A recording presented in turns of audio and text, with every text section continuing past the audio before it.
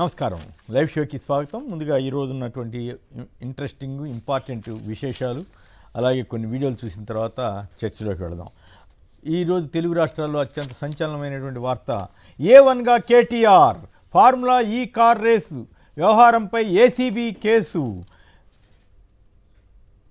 Race నిర్వహణకు అనుమతులు లేకుండా నిబంధనలకు విరుద్ధంగా 54 కోట్లు చెల్లించారన్న ఆరోపణలు, రేవంత్ రెడ్డి కుంభకోణాలు బయటపెడుతున్నందుకే ప్రభుత్వం రాజకీయ వేధింపులకు పాల్పడుతోందన్న కేటీఆర్, డబ్బు పే చేశామని చెబుతుంటే ఇంకా దాంట్లో అవినీతి ఎక్కడని ప్రశ్నించిన, అవినీతే లేని చోట కేసు పెట్టడం ఏమిటని ప్రశ్నించిన కేటీఆర్, పార్లమెంట్లో తీవ్ర ఘర్షణ, ముఖద్వారం వద్ద ఎంపీల ఇండియా కూటమిల మధ్య ఎంపీల మధ్య ఘర్షణ, రాహుల్ గాంధీపై కూడా ఫిర్యాదు కేసు, 7.11 లక్షల కోట్ల అప్పు చేసి బుకాయింపాన్ని ప్రశ్నిస్తున్న మల్లుభట్టి, రాజీనామాకు సిద్ధం, అప్పులపై నేను అసత్యాలు చెప్పినట్టుంటే రుజువు చేయండి అన్న మాజీ మంత్రి Harish Rao, outer ring road lease టెండర్లపై సిట్, శాసనసభలో సీఎం రేవంత్ రెడ్డి ప్రకటన,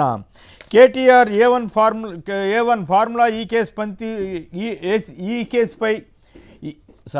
ఫార్ములా ఈ రేసుపై ఏసీబీ కేసు, 4 నాన్ బెయిలబుల్ సెక్షన్ల కింద ఎఫ్ఐఆర్, నోటీస్ ఇవ్వకుండానే అరెస్ట్ చేసే ఛాన్స్ అంటూ వెలుగు పత్రిక ఒక కథనానికి వెలుగు, మరికొన్ని ఆంధ్రప్రభ కొన్ని పత్రికల్లో నేడో రేపో కేటీఆర్ని అరెస్ట్ చేసే అవకాశం ఉందంటూ రాశారు. నమస్తే తెలంగాణలో సర్కార్ కుట్ర, కేటీఆర్పై కేసు, తప్పు చేయలా, భయపడేదే లేదన్న కేటీఆర్, రేవంత్ అక్రమ కేసులకు అణచివేతలకు వెనుకడుకు వేయం, రాష్ట్ర ప్రభుత్వ కుట్ర ఆధారాలతో బట్టబయలు అంటూ నిన్న కేటీఆర్ మీడియా సమావేశంలో చెప్పిన విశేషాలను ఇచ్చారు. ఇక ఏపీ వెళ్తే ఏపీలో వార్తలు కొన్ని చూద్దాం. చంద్రబాబుది 420 విజన్, అది మేనిఫెస్టోని ఎగ్గొట్టే రంగు కథల పుస్తకం అంటూ వైఎస్ఆర్ కాంగ్రెస్ పార్టీ అధ్యక్షుడు జగన్ మండిపాటు, చంద్రబాబు 7 నెలల క్రితం ఇచ్చిన హామీలకే దిక్కు లేదన్న వ్యాఖ్య, మరో 17,000 కోట్ల అప్పులకు ఆమోదం, ఆంధ్రప్రదేశ్ ప్రభుత్వం అప్పుల మీద అప్పులు చేస్తోంది, ఇప్పటికే దాదాపు 70,000 కోట్లు చేసిందంటున్నారు. ఇందులో మరో 17,000 కోట్ల అప్పులకి తీసుకురావడానికి సిద్ధమవుతున్నారు. మంత్రి గారి బంధువు చెప్పారు వదిలేయండి, బ్రోకెన్ రైస్లో పీడీఎస్ ఆనవాళ్లు ఉన్నాయనే అనుమానం, తనిఖీ చేయకుండానే వెళ్ళిపోయిన పున్నీ షిప్, కేంద్ర స్థాయిలో అమాత్యుని బంధువు లాబింగ్ అంటూ కథనాన్నిచ్చారు. సీజ్ ద షిప్ అని పవన్ కళ్యాణ్ గారు చెప్పిన అక్కడ ఎవరు పట్టించుకోలేదు, సీజు లేదు షిప్పు లేదు, చివరికి షిప్ వెళ్ళిపోయింది, అది అయ్యే పని కాదని కలెక్టర్ గారు కూడా చెప్పారు. మరి అక్కడ పవన్ కళ్యాణ్ గారికి మరి అది పరువు తీసే అంశమా కాదా అనేది ఆయనే తెలుసుకోవాలి. ఇక చంద్రబాబు నాయుడు గారు కేబినెట్ సమావేశంలో మంత్రులను బెదిరిస్తున్నారు, మీ జాతకాలు నా దగ్గర ఉన్నాయి, గతంలో కూడా ఇట్లాగే హెచ్చరిస్తూ ఉండేవారు, మీ వల్లే అప్రదిష్ట అని, మీ వల్లే ఇదని. చంద్రబాబు ప్రభుత్వం విధానాలు హామీలు ఎగ్గొట్ట వాటి వల్ల అప్రదిష్ట రాదు, మంత్రుల ప్రవర్తన మాత్రమే అప్రదిష్ట తీస్తుందా, జాతకాలు నా దగ్గర ఉన్నాయని ఆయన హెచ్చరించారంటండి. అదొక ఇంట్రెస్టింగ్ విషయం. ఇది ఈనాడు వాళ్ళు రాశారు కాబట్టి మరి బహుశా అది చంద్రబాబు గారికి ఇబ్బంది లేకుండా మంత్రులే తప్పులు చేస్తున్నారనే ఇండికేషన్ పంపించడం కోసం వాళ్ళు తంటాలు పడ్డారు. 10,120 ప్రజాశక్తిలో 10,128 గ్రామాల్లో రీసర్వే, ముంపు ప్రాంతాల్లో రైతుల రుణాలు రీషెడ్యూల్, అమరావతికి 16,000 కోట్ల రుణం, చాగంటితో విద్యార్థులకు ప్రవచనాలంటండి. చాగంటి గారు ఏం చెప్తాడో ఏం పాడో, మరి మూఢనమ్మకాలు ప్రచారం చేయకుండా ఉంటే అదే 10,000.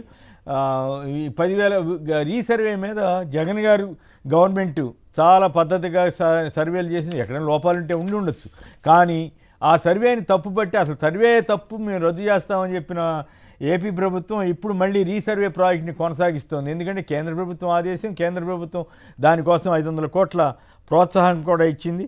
సో ఇదంతా కూడా ఇప్పుడు మళ్ళీ ఈ ప్రభుత్వం గతంలో చేసిన ఆరోపణలు పక్కన బారేసి వాళ్ళ ప్రకారం వాళ్ళు ముందుకెళ్తున్నారు.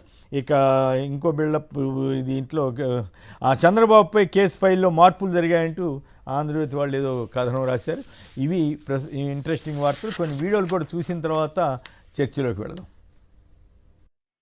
రాష్ట్రంలో ఎవరు ఊహించిన విధంగా, దేశంలో ఎప్పుడు జరగని విధంగా మొట్టమొదటిసారిగా గవర్నమెంట్ బడులన్నీ ఇంగ్లీష్ మీడియం కింద మార్చిన చరిత్ర ఎప్పుడైనా ఉంది అని అంటే అది వైఎస్ఆర్సీపీ ప్రభుత్వం. మొట్టమొదటిసారిగా బడులలో నాడు నేడు కార్యక్రమంతో బడులు రూపురేఖలు మారాయి. మొట్టమొదటిసారిగా 6వ తరగతి నుంచి ప్రతి క్లాస్ రూమ్లోనూ ఇంటరాక్టివ్ ఫ్లాట్ ప్యానల్స్తో డిజిటల్ బోధన ఎప్పుడైనా మొదలైంది అంటే అది వైఎస్ఆర్సీపీ హయాంలోనే మొదలైంది. మొట్టమొదటిసారిగా 8వ తరగతికి పిల్లాడు వచ్చేసరికి పిల్లాడి చేతిలో ట్యాబులు. మొట్టమొదటిసారిగా గవర్నమెంట్ బడులలో పోయే పిల్లలకు రోజుకొక మెనూతో గోరుముద్ద. ఇవన్నీ మనం అడుగులు వేసినప్పుడు ఈ పిల్లాడు ఈ 10th క్లాస్కి వచ్చేసరికి అనర్గళంగా ఇంగ్లీష్లో మాట్లాడే పరిస్థితి. అది విజయం అంటే.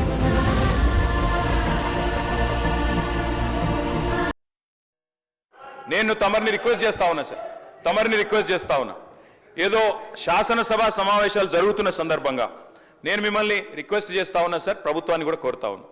నిజంగా ఈ ప్రభుత్వానికి చిత్తశుద్ధి ఉంటే, ఈ ప్రభుత్వానికి ఏమైనా ప్రజలకు వాస్తవాలు తెలవాలన్న విషయంలో వారికి ఏమైనా నిజంగానే ధైర్యం ఉంటే దయచేసి ఈ రేసులో ఏదో కుంభకోణం జరిగిందన్నారు కదా, దాని మీద చర్చ పెట్టండి. మొత్తం సమాధానం చెప్పడానికి నేను సిద్ధంగా ఉన్నానని చెప్పి మీ ద్వారా తెలియజేస్తా ఉన్నా.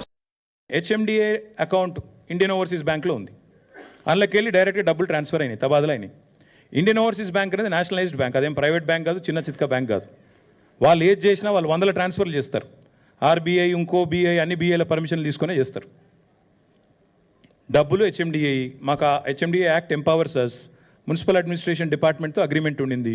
డబ్బులు పంపాము, డబ్బులు ముట్టినాయని అక్కడ ఆయన చెప్తున్నాడు. తర్వాత లైసెన్స్ ఫీజు కూడా వాళ్ళు క్యాన్సిల్ అయినాక వాళ్ళు వాపస్, ఇప్పుడు ఎవరి వల్ల క్యాన్సిల్ అయిందో కనబడుతూనే ఉంది మీకు. వీళ్ళు చేతగాంతనం వల్ల వీళ్ళకి స్పోర్ట్ అర్థం కాదు, వీళ్ళకి కాన్సెప్ట్ తెలియదు కాబట్టి వీళ్ళ తెలివి తక్కువతనం వల్ల రేస్ పోయింది. పోయిన తర్వాత ఇవాళ నిజంగా చెప్పాలంటే ఎవరైనా కేసు ఎవరి మీద పెట్టాలండి? రేవంత్ రెడ్డి గారి మీద కేసు పెట్టాలి. ఎందుకు?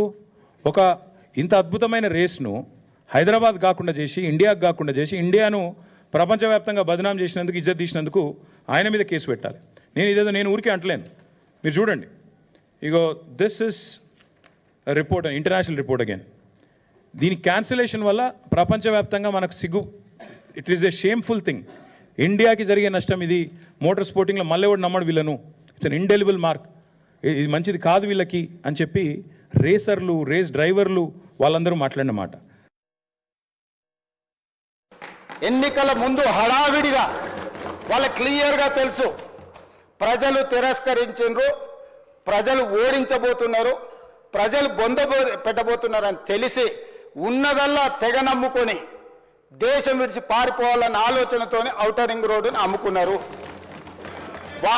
ప్రధాన ప్రతిపక్షం కోరిక మేరకు ఔటర్ రింగ్ రోడ్డు టెండర్కు సంబంధించి ప్రైవేటు సంస్థలకు కట్టబెట్టిన విధానాల మీద ఈ సభ ద్వారా ఈ సభ్యులందరి ఆమోదంతో విచారణకు నేను ఆదేశిస్తున్నా.